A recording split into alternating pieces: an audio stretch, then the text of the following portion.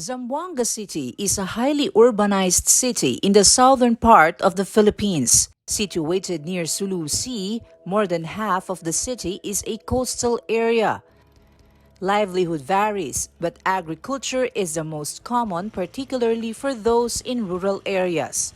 With a little less than a million population, Zamboanga City ranks as the top 5 most populated city in the Philippines. What makes the city and its people more interesting?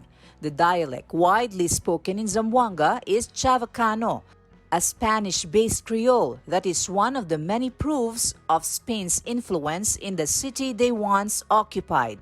Since 2007, the Spanish government, through the Spanish Agency for International Development Cooperation, together with Manos Unidas, have been in agreement with the Zamboanga Basilan Integrated Development Alliance, a consortium of 4 non-government organizations in the implementation of the Convenio project, addressing human security concerns in Zamboanga and Basilan. For Basilan, the town of Maluso remained in Convenio 3 for the sustainability of projects implemented under Convenio 2, while Lamitan City was also identified by Nagdilaab Foundation Incorporated, one of the 4 consortium partners of Zabida, due to an existing partnership with the LGU. In Zamboanga City, meanwhile, Convenio 3 worked with 10 new partner barangays and 8 others from the East Coast.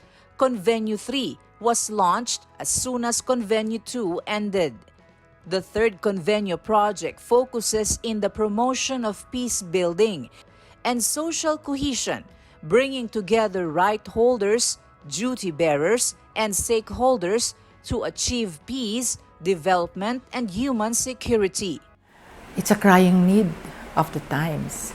And especially as we move across time, we have seen how the prospects of violence had led to a lot of destruction on the part of properties and human lives.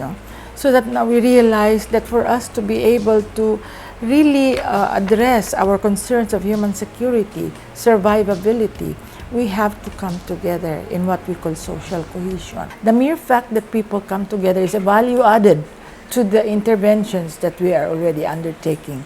So that what happens here is that if you proceed on an issue of peace building, diminishing conflicts, managing rather conflicts, and social cohesion, you see that more heads are better than one. You see that more efforts are carried out because there's more social capital, more inclusiveness. Among the many people from vulnerable sectors who have participated in Convenio 3 is Jelly Piala. It was in 1997 when Jelly's family fled their native town in Siocon, Zamboanga del Norte amid frequent violence. For many years, they squatted in a small lot in Barangay San Jose Gusu in Zamboanga City, which is perennially flooded. In 2011, she became part of Nuestra Señora de Salvacion Urban Poor Association, a member of Panaghiusa sa mga Kabus sa Zamboanga, a federation organized by Katilingban sa Kalambuan Incorporated, a consortium member of Zabida. Some of the association and other urban poor organizations members were selected according to the selection criteria as part of the residents of the social housing community built by Zabida under Convenio 2. 80 families who were victims of fire, flood, and other calamities from the different barangays of Zamboanga City are now housed in the Kinaiyahan Eco Village in Barangay Sinunok. But Jelly was not selected on this occasion. Few years later, after the approval of Convenio 3, a new rigorous screening was conducted to identify who qualifies to be recipients of the funder's 5th housing project in Zamboanga City, this time in Barangay Malagutay. Among the criteria is they should belong to the informal settlers sector, vulnerable to disaster, low income, and do not have access to any housing services of the government. This time, Jelly and her family met the requirements to qualify. Dako kay nga pagkabag-o kay at least makanang matulog ka nga naa gyud ka sa imong sariling balay nya wala na kaba. Wala na kay unlike ba dito sa among gipuy-an nga dali ang baha nya naay poy mga dautan nga usahay maagian mi naay mga kaning tigshabu. So diri parang makaingon jud ko nga kung mobalhin mi diri makatulog na jud mi og tarong. The Pialas are one of the 70 vulnerable families chosen to receive a unit in the newest housing community.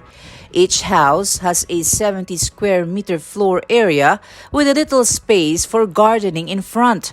The families contribute 500 hours of work in the construction of their homes and their community and pay a monthly fee that will be invested in the community. The Kaayuhan Housing Project also has a vegetable garden and a mushroom production house to ensure sustainability of the community. Jelly says they are willing to spend more than 500 hours to ensure they have a beautiful and safe place to live in peace and harmony with their neighbors. 8 other marginalized groups were named as sectoral partners of Zabida after they were identified by the National Anti-Poverty Commission as the most vulnerable groups in 2015. Zabida assisted each marginalized sector in identifying their agenda and crafting their sectoral statement to make existing policies more effective and responsive. I have signed Ordinance 568, the ordinance instituting policies for the protection and welfare of the domestic workers or our kasambahays. A total of 22 sectoral statements were presented to duty bearers in Zamboanga and Basilan for policy amendments or for their immediate response. Through the trainings provided by Convenio, 20 youth components from Zabida's partner barangays in Zamboanga City and Basilan designed their project proposals together with the respective Sangguniang Kabataan Council based on the need of their communities. All 20 were successfully integrated into the Barangay Youth Development Plan. 17 respond to specific youth issues such as drug addiction, teenage pregnancy, and mental health. 3 of the 20 plans are income-generating initiatives. One of the successful project implementation is in Barangay Bohibesi in Lamitan City, Basilan, where Convenio resources were integrated for the construction of a multipurpose center for the community, a priority program of the youth sector. Sectoral groups from 20 barangays also submitted their income-generating proposals. Along with the intervention from Convenio, the barangay local government units participate with its own funds to sustain the livelihood project as stated in the Memorandum of Agreement with Zabida. Since 2019, 32 grassroots organizations receive livelihood assistance from Convenio 3, benefiting a total of 694 members. Majority of them are women to engage in income-generating activities. This milestone is a result of the collaboration with mandated agencies such as DOLE, DTI, and TESDA, who have been in full support of the economic development of sectoral groups. In 2022, members of Danit Puntukan Women Weaver Organization in Lamitan City receive support to start their Yakan Weaving Livelihood Project. Sandra Atamon says the center provides a space for the women weavers to produce more products and train the youth to become the next generation of weavers. In such manner, the traditional tenon cloth of the Yakan tribe is preserved and promoted. Duk tenunin hunit manaman hininang pwede nambadamba designen hininang ubos kawaan kamihin sampai si makanak kami pangurong kami training sisiye para gay lepas culture yakanin sa teninin. Another social group Convenio 3 has worked with are the small farmers who underwent training in different agricultural and farm animal husbandry techniques to boost their productivity and sustain their livelihood. The trainings are done in the hills of Barangay Malagutay, where Campo Vida Agricultural Learning Center is situated, another flagship outcome of Convenio 3. Campo Vida is accredited by the Agriculture Department as a learning center for permaculture and sustainable agriculture as a way of addressing and delivering innovative food security schemes. Its dormitories are open to catered seminars. The facility's demo farm is a showcase of organic vegetables and concoctions. So what we're doing here in Campo Vida is establishing a prototype model that in a small space, in a small area, you can still grow profitably, grow the crops in a way na nakita natin yung productive growth niya. So that we can encourage more people na this is the way to go for our food production. So what we're doing here is to ensure that there is local, hyper-local source of food for the community and they're able to create a livelihood out of it to also support the members of the community. And malaking tulong yung trainings na ginagawa dito sa Campo Vida. Of the 412 farmers that were trained, 142 received post-training assistance. Josephine Recto represents the remarkable change in their lives that was brought by the livestock given to them as a livelihood assistance by Convenio 3 and the Office of the City Veterinarian. Sa una, unsa ra ang ako ang madawat sa sa kong bana, mao lang to among mga income. Pero karon parang murag kuan siya nakapalit nami aning karon. Oo, kay pagbaligya namo katong last katong plemero di pa nag-ingon ko nagpalit mig motor. Kabar pagkasunod na pod nakatigum-tigum na pod mi nagpaluap mi sa titulo kay katong gipalit namo. Naman pod mi lain na lote na palit sir. Ikaduha na ni siya. Last year katong akong anak diha pod ko kakuha ga pa eskwela. Katong akong kamagulangan na nakahuman na to siya og kanang electrical 2 years course lang iyang trabaho. Nagtrabaho siya karon sa planta. Social cohesion is attained by building alliances. More than 30 anti-violence against women focal persons from partner barangays were organized after a series of training workshops intended to increase their functionality. Yes, with the trainings that Zabida have given to VAW focals, it is really helpful to us, especially in handling cases.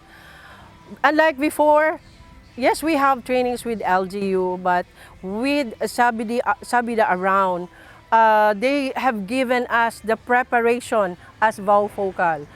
From 9262, how to deal with OSEC, how to deal with human trafficking, and as well the preparation of documents in helping cases. Following a policy review initiated by Zabida, the Alliance wrote a public statement calling for amendments and improvement of the VAW referral system, which has been confusing even to its members. The statement was presented to the Gender and Development and the City Social Welfare and Development Office. Various trainings on VAW case management and referral facilitated by the program in Basilan and Zamboanga have improved the capacities of at least 58 VAW-C focal persons. The logistical support extended also contributes to the increase in their functionality. Meanwhile, more women are appointed into roles that used to be heavily dominated by men. These women barangay personnel have been trained and capacitated by Zabida on culture of peace, paralegal and documentation process, conflict transformation analysis, and understanding gender-based violence. Binhuyain iyo. So kung then join iyo, ay ansin na galit. Nisisita ka kita iscribe, nisita ka man explain. So alya yan, start my knowledge in sharing. Kaya sabi mo, baka mali iyo, I am not perfect. So ay makahuya. So I started joining them. Ansin na galit. So tan explain, kabar sidali sila mga suggestions. Tantegat kami into writings, then we will apply it. Pensa kita is for a komunidad, ipensa kita kay man benefit, hombre, mujer, sila, maskin LGBT, pwede kunese man benefits. The BPOPS plan is a 3-year plan mandated by the Department of Interior and Local Government, stating the BLGU's detailed activities to address criminalities, disaster, environmental management, and other conflict that disturbed the community's peace and order and public safety. After the Convenio 3 intervention, a total of 91 conflict management areas and mechanisms with gender approach were generated, while a total of 24 barangays in Maluso and Lamitan City in Basilan and Zamboanga City were reinforced. For many years, the documentation process of the barangay justice system is written on logbooks, which can easily be torn or misplaced. To improve the documentation of cases, 10 barangays received a desktop computer with printer and were trained on how to access and utilize the barangay information and governance system as mandated by the DILG. To further promote peace as identified in the BPOPS plan, mutual learning, intercultural and interreligious solidarity and social cohesion among groups with women and youth in 11 barangays were initiated through the creation of the Interreligious Solidarity for Peace Circle. As a Lopon also, we have a lot of problem in our barangay in which we will face and reconcile, in which without the understanding of the culture, the people like Sabida is educating us on how to understand like these brothers Muslim and other groups in our barangay, that without that knowledge, we really don't have the solution how to address their problem. Peace advocacy actions are carried out by the ISP regularly. A total of 49 advocacy activities centered on interreligious celebrations and solidarity statements on important local and national topics have been implemented by this group of religious leaders within the 4-year project. The ISP support plus the active lobbying of the peace advocates of Zamboanga has led to the approval of City Ordinance Number 552, entitled Zamboanga Week of Peace. After 23 years, the celebration of Mindanao Week of Peace has been adopted by the city government of Zamboanga. The number of participating institutions has increased by 54% or 439 new participants within 4 years' time.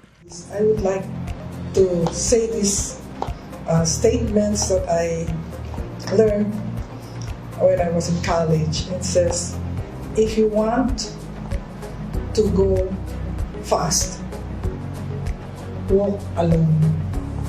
And if you want to go further, walk with someone. But if you want to reach your destination, walk with the right people.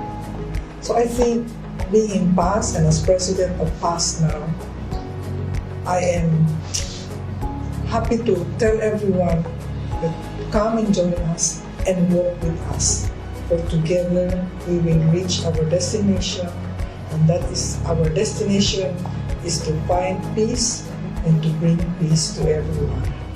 The Convenio program has also been actively engaged with schools in order to encourage youth participants in the peace journey through the integration of peace education in the curricula. But first, teachers who are designated as peace education coordinators have to imbibe the culture of peace. Albert Manayon has been a peace ed coordinator of Tulungatong National High School for 7 years now, and he attests changes in the behavior of their students have been noticed. Applying the concept of peace from the intangible to tangible aspect is quite challenging. First, we have to have integration in the curriculum. Teachers were trained on how to integrate the peace concept, the peace values in the classrooms. And then we also have peace activities for students. We created a Peace Club, and we have produced Young Peace Weaver awardees, which are testament of the effort of Sabida and the school to really promote culture of peace and peace education here in our school and in the community. And peace education, I believe, since 2016 has really helped our students in guiding them to be respecting of each other and hopefully create a community that is peaceful and friendly. Safe spaces for dialogue are created, encouraging the youth to speak their minds and share their thoughts on how to resolve issues that affect them. As such, the schools improve their conflict resolution performance on issues affecting the students, including gender-specific topics. Not just about peace po, also ang mga issues akal na experience kita na school about mental health, bullying, and teenage pregnancy. And kilaya kita man stop about these issues. They have the hazard map. So aral and review sila for enhancement. On the other hand, the barangay's role in ensuring that it has programs for the protection of the environment and disaster response is highlighted towards the end of 2022.